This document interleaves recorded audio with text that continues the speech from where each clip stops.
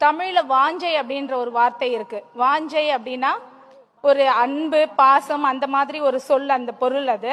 So Vijay sir எல்லாரையும் அரவணைக்கிறது சில பேர் தவறா பேசும்போது எனக்கு இதை சொல்லியே ஆகணும்னு தோணுச்சு. அது எங்களுக்கு ஒரு தாய்மாரா பார்க்கும்போது எங்களுக்கு அப்படி தெரியல.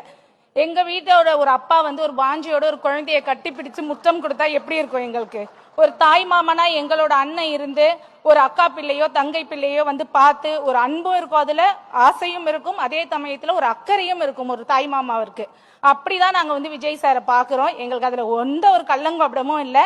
பெண் பிள்ளைகளை தன் பிள்ளை போல் பார்க்கும் இந்த மனிதர் நிச்சயமாக அரசியலுக்கு வந்தார்னா காந்தியடிகள் சொன்ன மாதிரி இரவுல தனியா ஒரு பெண் பிள்ளை, அதுவும் குழந்தை கூட நடந்து செல்லலாம்.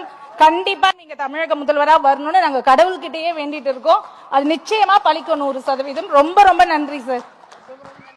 தமிழ்ல வாஞ்சை அப்படின்ற ஒரு வார்த்தை இருக்கு. வாஞ்சை அப்படின்னா ஒரு அன்பு, பாசம், அந்த மாதிரி ஒரு சொல், அந்த பொருள் அது. ஸோ விஜய் சார் எல்லாரையும் அரவணைக்கிறது சில பேர் தவறா பேசும்போது எனக்கு இதை சொல்லியே ஆகணும்னு தோணுச்சு. அது எங்களுக்கு ஒரு தாய்மாரா பார்க்கும்போது எங்களுக்கு அப்படி தெரியல. எங்க வீட்டோட ஒரு அப்பா ஒரு வாஞ்சையோட ஒரு குழந்தைய கட்டி பிடிச்சு முத்தம் கொடுத்தா எப்படி இருக்கும் எங்களுக்கு? ஒரு தாய் மாமனா எங்களோட அண்ணன் இருந்து ஒரு அக்கா பிள்ளையோ தங்கை பிள்ளையோ பார்த்து ஒரு அன்பும் இருக்கும், அதுல ஆசையும் இருக்கும், அதே சமயத்துல ஒரு அக்கறையும் இருக்கும் ஒரு தாய் மாமாவிற்கு.